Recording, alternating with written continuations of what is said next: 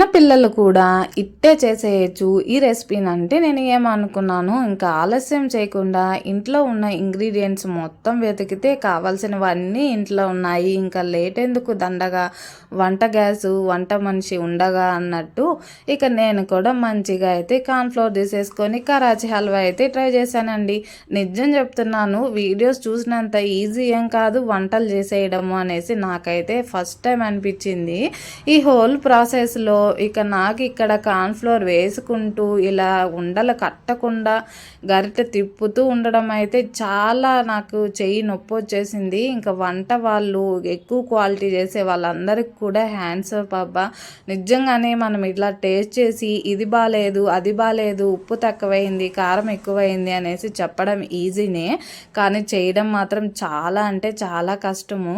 ఇక నేనైతే కరాచీ హల్వా ఎలాగోలాగా తిప్పలు పడైతే రెడీ అయితే చేసేసాను. ఫస్ట్ టైం చేసినా కూడా మంచిగా వచ్చింది, టేస్ట్ అయితే సూపర్గా ఉంది. ఇంతకీ ఈ వీడియో ఎలా అనిపించింది కామెంట్ సెక్షన్లో కామెంట్ చేయండి. రెసిపీ నచ్చితే ట్రై చేయండి, లైక్ చేయడం అస్సలు మర్చిపోవద్దు.